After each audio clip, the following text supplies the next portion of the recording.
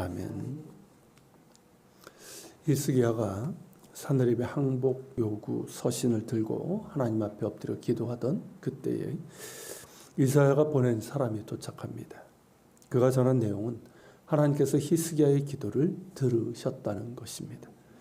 이제 하나님께서 아수르의 군대를 치실 것이고 그리하여 이스라엘의 하나님 만군의 여호와께서 살아계셔서 역사를 주관하는 분심을 나타내실 것입니다. 즉각적인 응답인데 때로 고난받는 이가 하나님의 구원에 더 가까이 있습니다. 이제 고난받음이 내게 유익이라고 한 시편 기자의 노래처럼 고난받음은 괴롭고 힘든 일이지만 그 고난으로 인하여 겸손히 하나님 얼굴을 구할 수 있고 하나님의 말씀 앞에 자신을 돌아볼 수 있다면 그것은 평탄할 때 얻지 못하는 영적 유익입니다.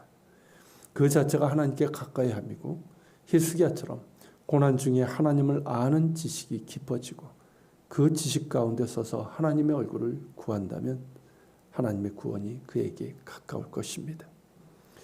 하나님의 응답의 말씀은 먼저 아수르 왕 산헤립에 대하여 주어집니다. 예루살렘을 포위하고 온갖 악한 말로 협박하고 조롱한 아수르의 산헤립은 도리어 예루살렘 주민들에게 경멸과 비웃음을 당하게 될 것입니다.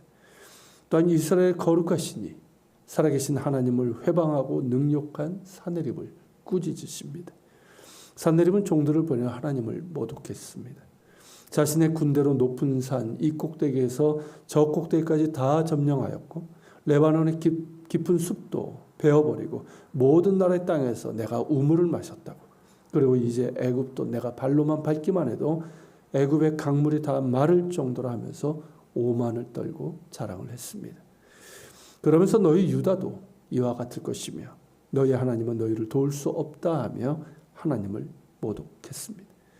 그러나 이 모든 일들은 하나님께서 이미 오래전에 결정하신 것들이고 아득한 옛날부터 계획하신 일들일 뿐입니다. 즉 하나님의 주권 아래 아수르에게 허용된 일일 뿐입니다.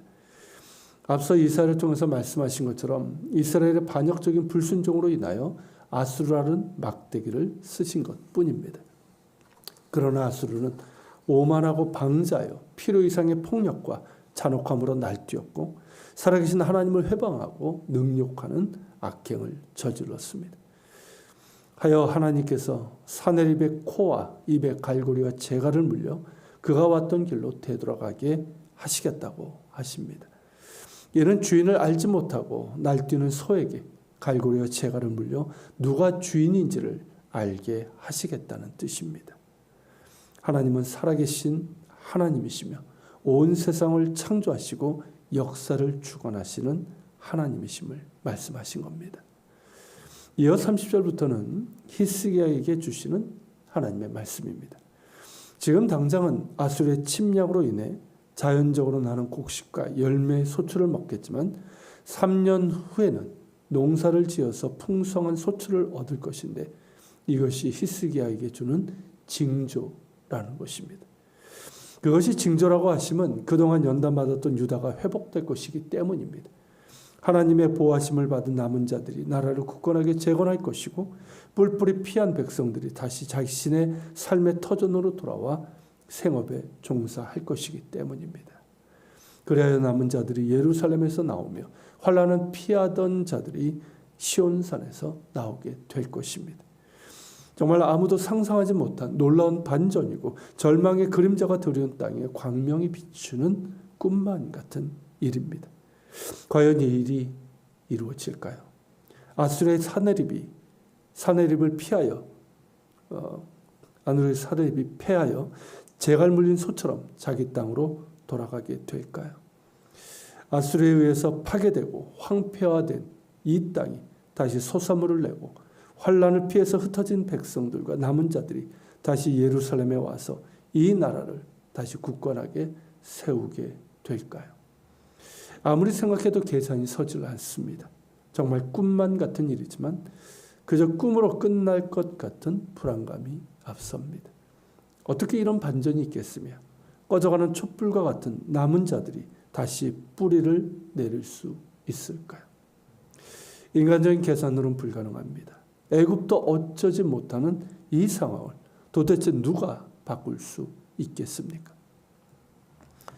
만군의 여호와의 열심히 이를 이루시리라. 그렇습니다. 인간적인 계산으로는 불가능한 일이나 만군의 여호와 하나님께서 하시기에 그리 될 것입니다.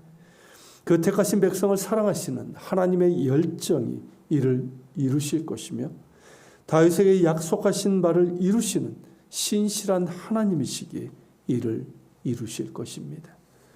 아수르의 사내립은 자신의 힘을 믿고 한껏 높이며 단숨에라도 예루살렘을 무너뜨릴 것처럼 떠들어댔지만 하나님께서 일어나셔서 행하시기에 그들은 예루살렘 성에 이르지도 못하고 화살 하나도 쏘지 못하고 방패를 가지고 성에 가까이 오지도 못하며 흉벽을 쌓고 치지도 못하게 될 것입니다. 아무것도 하지 못한 채 패할 것이며 결국 자신이 온 길로 돌아가고 말 것입니다. 이것이 살아계신 하나님의 말씀입니다. 결국 어떻게 됩니까? 하나님께서 말씀하신 대로 됩니다. 이사야를 통해서 예언하신 대로 밤중에 아수르 진영에 하나님의 사자를 보내 18만 5천 명의 군사들을 치셨고 아침에 일찍이 일어나 보니 시체로 가득한 상황이 되었습니다. 예루살렘 주민들은 이 놀라운 일로 말미암아 환호성을 질렀으나 사내림은 너무나 놀라고 두려워할 수밖에 없었습니다. 그런 와중에 반란의 소식이 전해왔습니다. 전의를 상실한 사내립은 아무런 소득 없이 퇴각할 수밖에 없었고 니느웨에 머물다 자신이 섬기는 신 니스록을 경배할 때에 그의 아들들의 칼에 무참하게 살해당하고 맙니다. 하나님께서 말씀하신 그대로 이루어진 것입니다. 만군의 여호와의 열심히 이를 이루신 것입니다. 우리의 하나님은 살아계시고 유일하신 창조주이시며 역사의 주관자가 되시는 만군의 여호와 하나님이십니다. 그 말씀하신 바를 이루시는 신실하신 하나님이시며 택하신 백성을 위해서 일어서시며 뜨거운 열정으로 일하시는 하나님이십니다. 우리를 향한 그 뜨거운 사랑이 바로 예수 그리스도 안에 있습니다. 예수님께서 이 땅에 오신 것이 곧 하나님의 열심입니다. 예수님 안에서 우리는 우리를 향한 하나님의 열정을 확인합니다.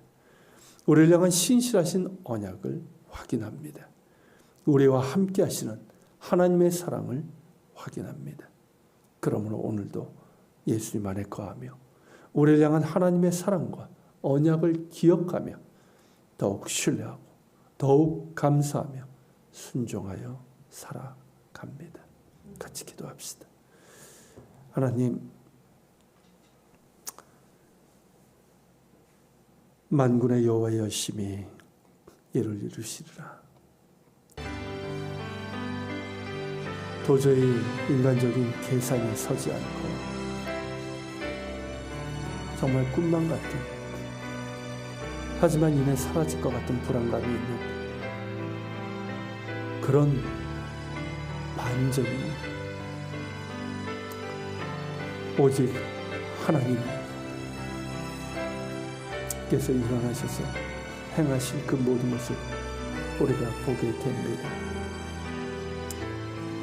이런 하나님의 열심이 그 택하신 백성들을 향해 있음을 우리가 기억하게 하시고, 특별히 예수 그리스도 안에 우리를 향한 하나님의 열정과 하나님의 언약이 있음을 날마다 확인하게 하시고, 그 사랑과 언약을 기억하며 오늘도 주님을 신뢰하며 순종하며 살아갈 수 있도록 우리를 붙들어 주시옵소서.